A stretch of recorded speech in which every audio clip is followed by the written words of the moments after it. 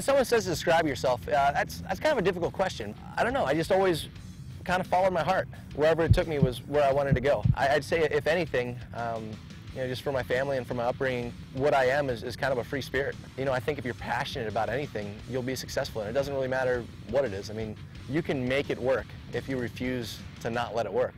If I could give any advice to anybody, it's if you're doing it for the money, if you're doing it for the fame, if you're doing it for anything besides your heart, it's not going to work. For me, just been following my heart, and it's led me a lot of places astray from where everyone thought I should go, but every door that's shut, another couple have opened, and you know, I know that luck's going to run out, and I know it's a lot of good timing and a lot of dumb luck, but I'm really passionate about what I do, and I love it. Turn, get hop struck. No, wrong wall. Yay!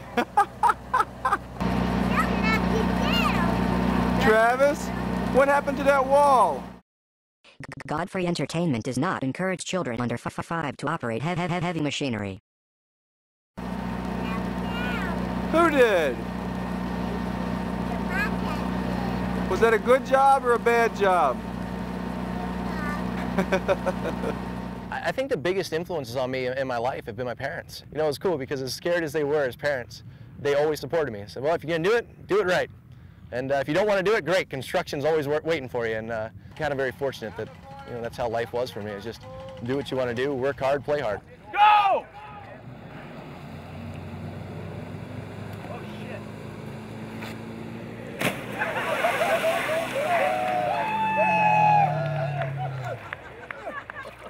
Was it worth it? Really became a part of the Nitro Circus when Greg Godfrey, we had done a little bit of filming before, and he said, what do you want to do? And I think I was like 16 or 15 at the time. I was like, man, I want to take a motorcycle off a ramp into the Grand Canyon. That'd be awesome. I was kind of joking, but kind of serious. In the back of my head, I thought it'd be pretty sweet. I think the day I turned 18, I got a call from Greg Godfrey. He said, hey, we got a budget from OGO. Would you like to fulfill your idea and learn how to skydive this next week and go down in 2 weeks and base jump a motorcycle into the Grand Canyon? I'm like, hell yeah. And ever since then, Greg and I just had a great relationship. Who are you? I live here. He lives here. That's his name, so he says. What do you do professionally?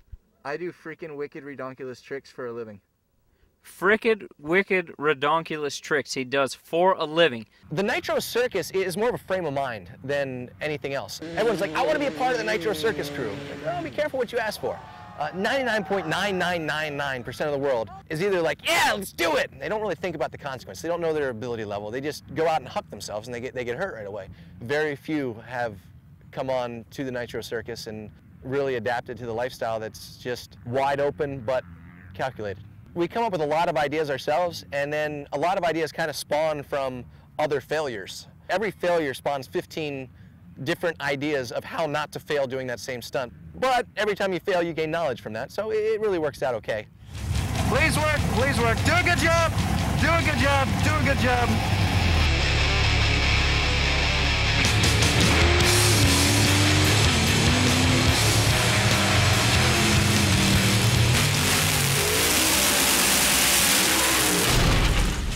Favorite stunt?